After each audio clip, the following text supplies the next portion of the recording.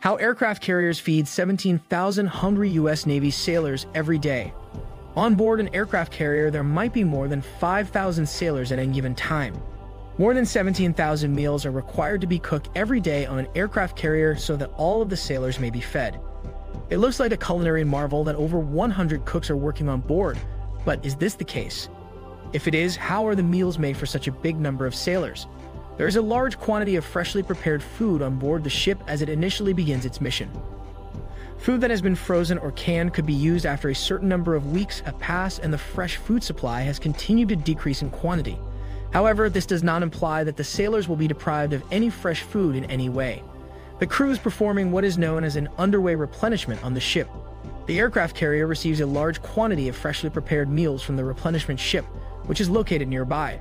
When it is out in the open water and making progress, the crew begins the process all over again. Additionally, as the ship pulls into port, it will typically already have fresh provisions packaged and ready to be stored for the crew. Daily production of over 17,000 meals is handled by a team of approximately 93 culinary experts. These meals range from breakfasts that are served at 6 in the morning to rations that are served at midnight. Planning is necessary to achieve this objective. The ship's cooks follow a menu cycle that rotates every 15 days and are given fresh ingredients while they are out at sea, once per week, with both dried and fresh goods included in the transaction. A single day's consumption for the 5,000 people working on an aircraft carrier can include 1,600 pounds of chicken, 160 gallons of milk, 30 cases of cereal, and 350 pounds of lettuce at the very least. Everything is prepared in such large numbers that cooks are needed to work around the clock to keep up with demand, engage in a variety of pursuits, and go through training to acquire new responsibilities. After every 7 to 10 days, a supply will bring enough supplies to adequately stock all of the galleys on a carrier. Food weighing between 400,000 and 1 million pounds will be brought by the ship. When there is a need for variety in the deliveries, it is not uncommon for regional delicacies to be included, such as feta cheese from Greece.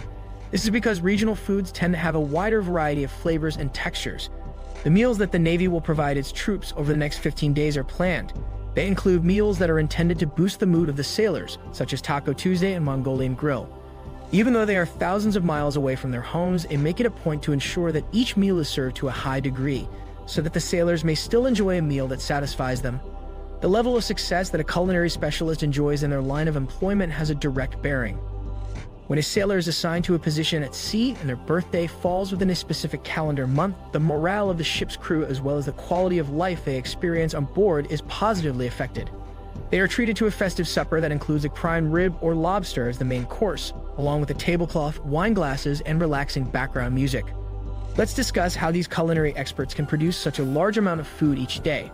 The life of a naval culinary specialist requires a sailor who is willing to put in a hard effort, who is not afraid to get their hands dirty, and who's not scared to work unusual and long hours. They get up at 3 in the morning every day to start preparing the breakfast that needs to be ready by 6. Time management is another important talent that culinary professionals in the military need to have. They place the biggest significance on having efficient management of their time. They must maximize the effectiveness of every minute. If they wish to meet the daily demand of producing thousands of meals, they will need to speed up their production. Even if they have several different obligations to accomplish, the food still needs to be cooked correctly and served on time, but life for culinary specialists has been made easier. In addition, there are a variety of responsibilities that fall within the purview of each culinary specialist. Because the galleys of contemporary aircraft carriers have been designed in such a way that cooking will be simple. Let's take the galley aboard the U.S. Gerald R. Ford as an example. Shall we investigate how it was built and how it functions? The United States Navy's most recent addition to its fleet of aircraft carriers is the U.S. Gerald R. Ford. Galleys that are used by Ford are based on the galleys that are found aboard ships of the San Antonio class. Type amphibious transport dock is an architecture that has been demonstrated to be quite successful in the past. On aircraft carriers of the Ford class, there are only 2 galleys that are operational at any given time. The standard operating procedures for running both the conglomerate galleys simultaneously were tasked to be developed by both the supply department at Ford and the food service division, for them to be able to offer food for the crew and support for 2-8.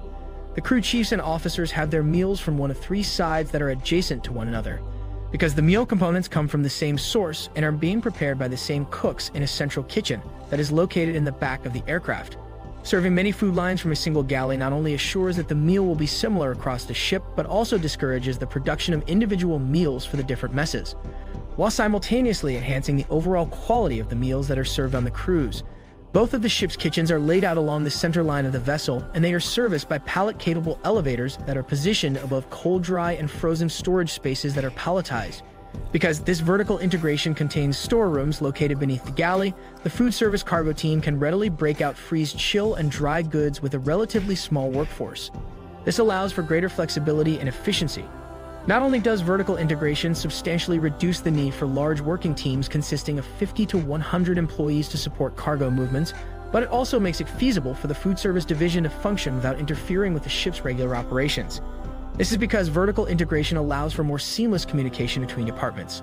In the history of the United States Navy, the provision of food has been constantly viewed as one of the most important components of duty. Early on, a nice meal was a key aspect of the recruitment process. Sailors wanted to be assured that they would be fed adequately, which was a significant challenge in early America due to the limited variety of food available. Therefore, sailors needed to be certain that they would receive adequate nourishment. Sailors, who worked on ships that required a significant amount of manual labor, burned more than 4,000 calories per day due to the physical demands of their professions. Another reason why food was so important was to maintain the crew's health. Ultimately, if a crew member is sick, they won't be able to fulfill their duties because they won't be able to perform as expected. What does it mean that the crews that worked on board ships in the United States Navy were organized into messes? The sailors would congregate in the same living quarters to have their meals together. This allowed the chef to serve food that was freshly made for each mess. How was the video? Did you enjoy it?